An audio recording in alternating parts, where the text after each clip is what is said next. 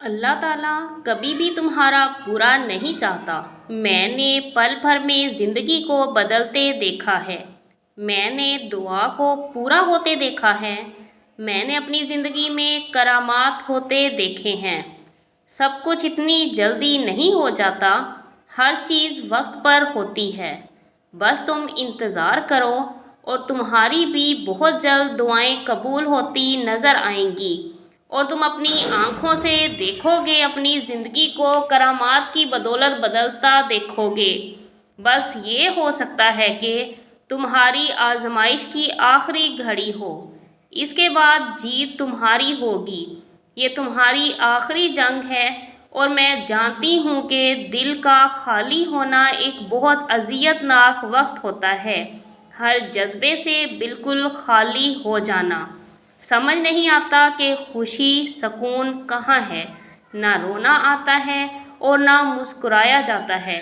بس ایک خاموشی انسان میں اترتی جاتی ہے، جو اس کو اس دنیا سے لا تعلق کر دیتی ہے۔ مگر پھر یاد آتا ہے کہ کوئی اپنا جو ہم سے بہت پیار کرتا ہے، اور وہ ہمارا رب ہوتا ہے۔ ہم اس سے باتیں کرتے ہیں، اور کبھی تو صرف اپنے خیالوں میں اس کی طرف متوجہ ہو جاتے ہیں۔ وہ بن بولے سب سن اور سب سمجھ لیتا ہے۔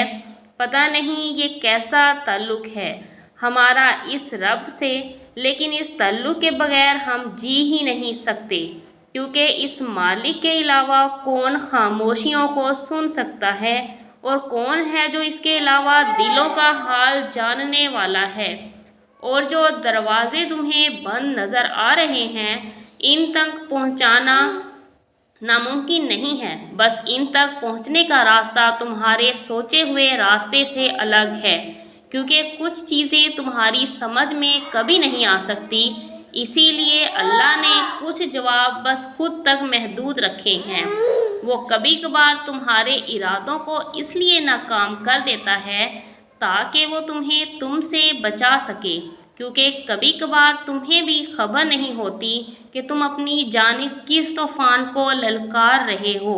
وہ ابھی اگر نہیں دے رہا تو ہو سکتا ہے وہ تمہیں اپنے اور قریب لانا چاہتا ہو، یا یہ بھی ممکن ہے کہ تمہیں اس سے بہتر نوازنا چاہتا ہو۔ اور یقین کرو، ان دونوں صورتوں میں سے کسی میں بھی تمہارا گھاٹا نہیں ہے۔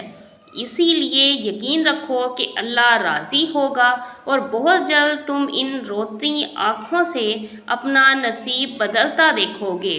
تمہاری ان ضبط کردہ نگاہوں کے لیے اللہ کے پاس بے شمار وسیلے ہیں۔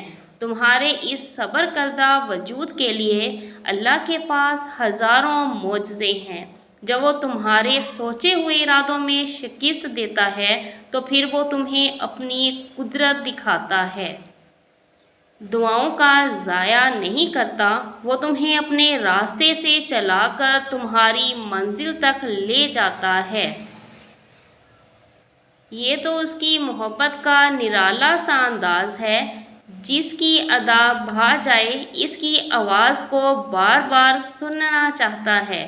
صبر رکھو، ایک راستہ بند ہونے کے باوجود اس کے پاس تمہاری دعائیں مکمل کرنے کے لیے ان گنت طریقے ہیں۔